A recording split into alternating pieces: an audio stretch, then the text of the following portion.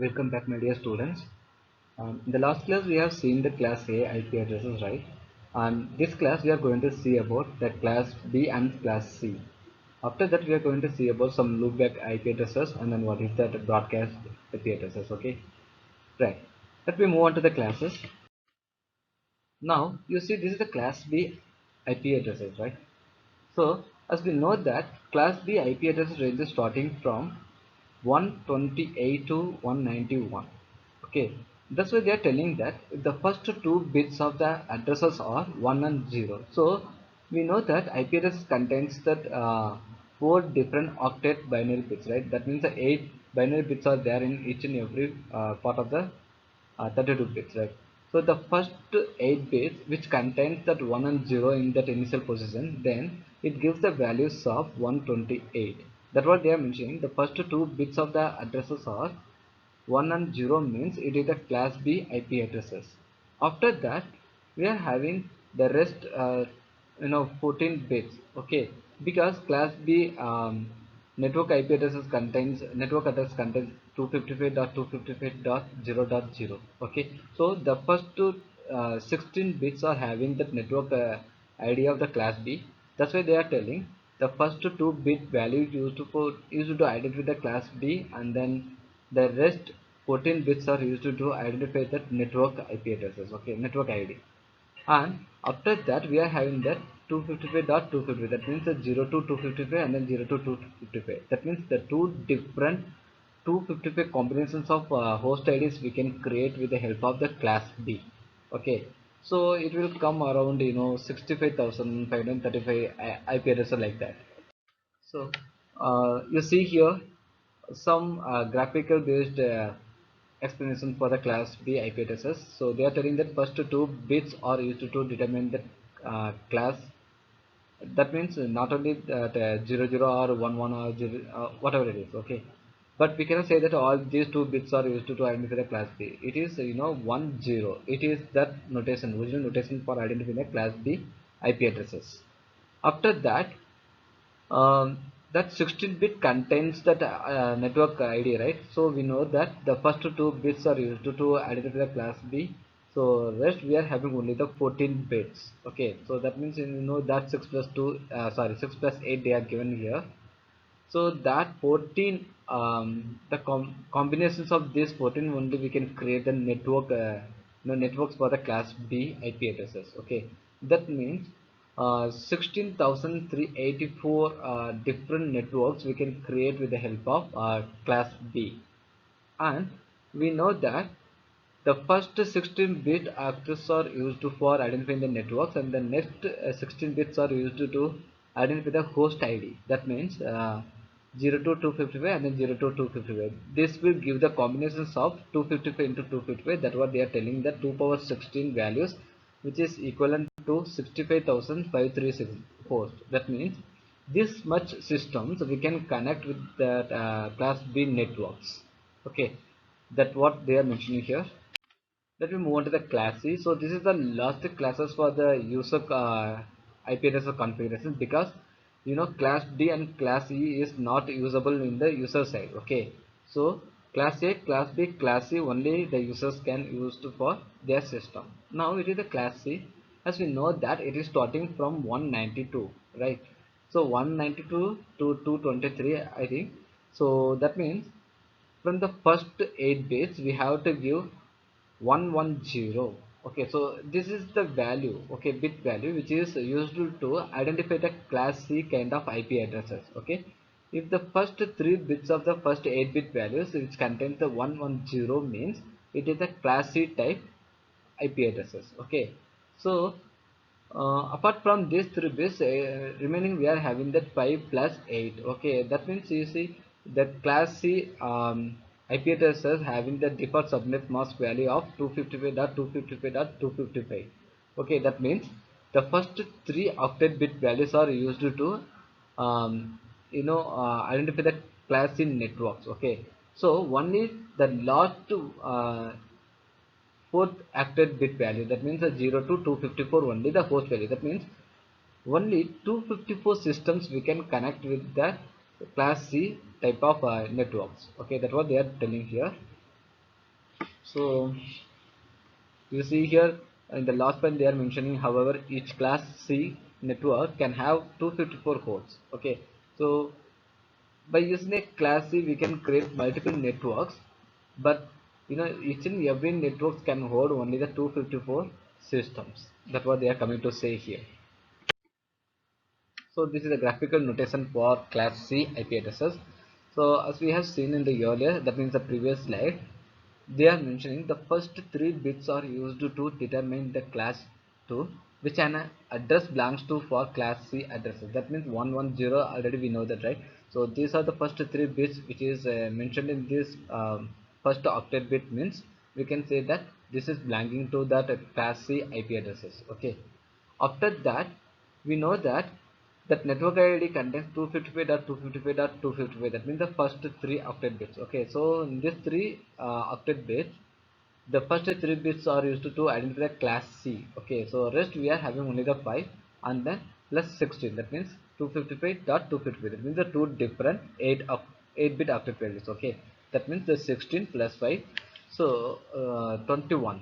Okay, so by using this 21 we can create uh, you know they are giving here the values of 2 comma 97 comma 152. Okay, so this much networks we can create by using the class C IP addresses. Okay, and we know that, okay, first three octet bit values are used to create that networks of the class C. So the last one octet bit values only we are having for accessing the host ID. So we know that octets are starting from 0 and then ending with the 255.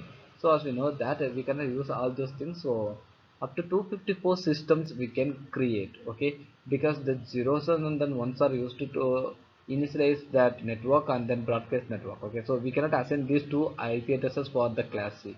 So the total 256 we are having, but we need to reduce that to IP addresses. That means that first and then broadcast. Okay, so if you are leaving that two, then we will have 254 host IP addresses. Okay, only these 254 host machines we can connect with each and every network group of class C. And then summary of these three different categories of IP addresses classes. So here you see, for class A, only few networks we can create, but each and every network can contain multiple hosts. Okay, that means we can create up to 128. That means 126. Up to 126 networks we can create by using the class A, and then by using class B we can create it is uh, 255 into 255. That means these combinations we can create. So that means 65,535. This is the number of networks we can create. At the same way we can create, add each and every system to these networks also. So medium number of networks and the medium number of hosts will be available in this class B. And class C, the few networks, that means the smaller number of networks and the maximum number of hosts. Okay, and if you're going for the class C, then we can create multiple networks, but each network contains that lesser host values. Okay, so this is what they are telling us a summary in this class A, class B, and then class C. And then loop back addresses. So as I told you that we are having that different classes of IP addresses, which is class A, class B, class C, class D, class E. Okay, and each and every IP addresses contains some ranges of IP addresses. So for an example, class A contains that 0 to 126, and then class B contains 128 to 191. So in between we are missing the numbers 127. Okay, so this 127 series are used to acting like loop back IP addresses. Okay, so what is that loop back addresses? That means, suppose if you want to test any internet or network problems in your system, then that moment you can access this loopback addresses. Okay, if you are using that 127 IP addresses, then it will give that responses to your queries. Okay, so if any problems occurs, then you cannot get any response. That's why they are telling this particular number is used as a loopback addresses. Okay, and we cannot assign this 127 series of IP addresses to our machines. Okay, because simply it will throw the error like that 127.0.0 series or loopback addresses which we cannot assign for the system, like that it will throw some error. Okay, and where this loopback addresses is working means at the program developer side they are using this loopback addresses, because some programs applications may be used to different system for testing purposes, right?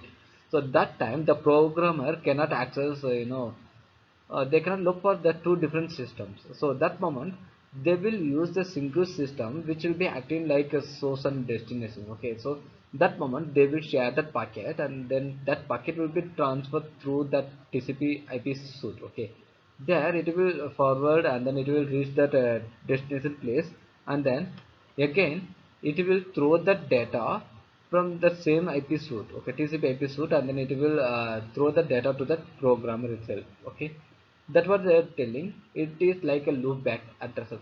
So in this kind of criteria we can use this loopback addresses. So you see here they are mentioning like there is no software we can identify the loopback address of this 127 series. Okay, and by using some third-party softwares we can identify what is the IP addresses which is transferring the data. Okay, but if you are using the loopback addresses, then no software can determine that loopback addresses are transferring the data. So it is hiding themselves from some other third-party vendor softwares. All right, and then limited broadcast addresses. So uh, the broadcast, we need to understand what is the broadcast, right? So if I want to communicate with suppose, right, you are sitting in that one lab, and then you people are accessing some different system, right?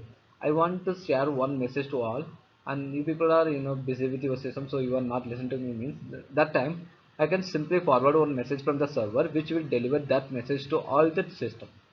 Okay, so all the persons can easily read the messages. Okay, so this is what we are telling the broadcast.